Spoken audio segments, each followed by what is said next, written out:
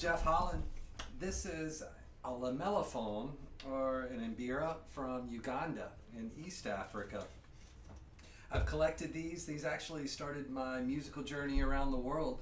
The first one that I made was a karimba. Now they say that the keys represent members of the family, so sometimes they'd say grandmother, grandfather, mother, father, aunts and uncles, and then even the children. Here's a little sample of the karimba. Forged keys, they're not spoon handles.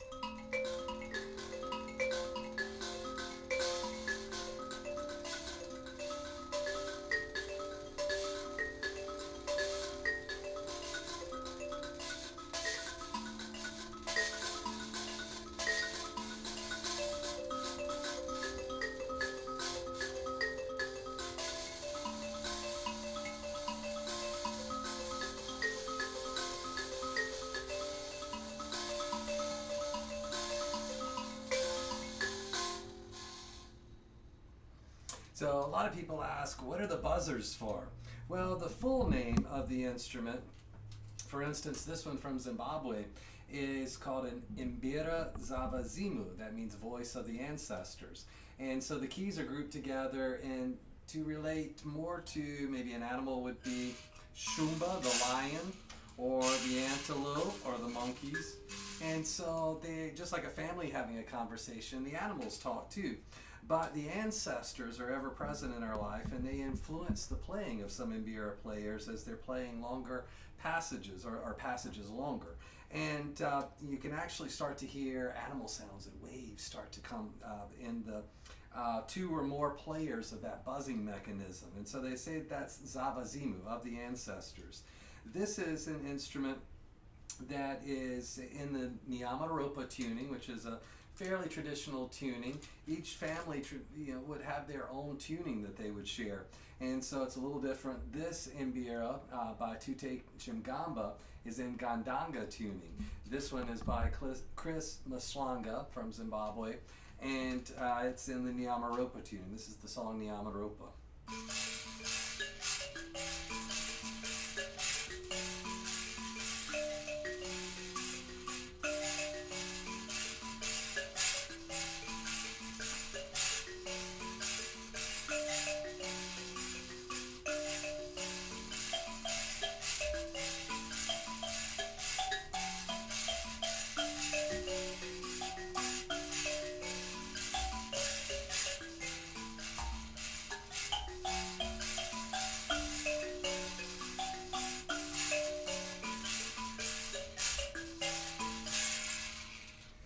Now, a similar version, you can notice the very wide keys, and some are even made out of brass.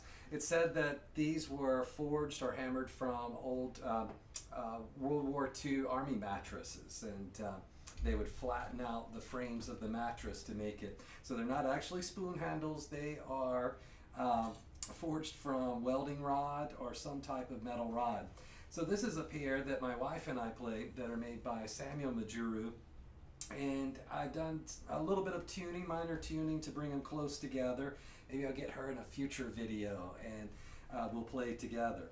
This is a song called Mahororo, which is named after a winding river in Zimbabwe.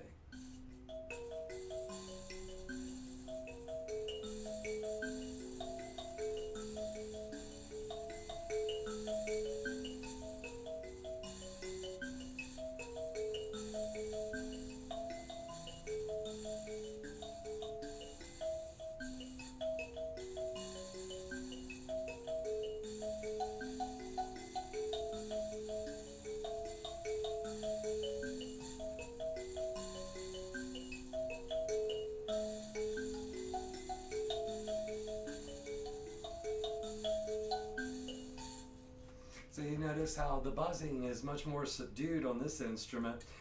It's a wire with tiny pieces of metal versus the bottle tops. Some prefer to have a coconut or a wood resonator, and sometimes these have holes in it so that you can actually produce a little bit of vibrato. The one from Uganda has a hole in the back that I can vibrate my middle finger, and also one against my belly. Last but not least, some prefer the modern version. This is a diatonic Mbira made by Catania, and It's in C major, so nothing fancy, just the diatonic white keys on the piano that play very modern scale.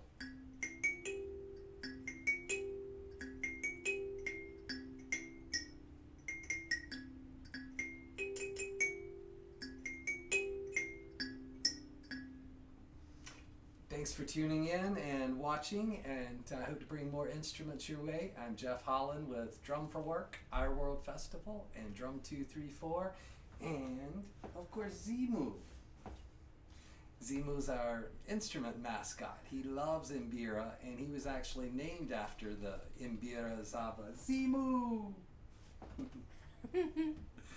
Have a great day.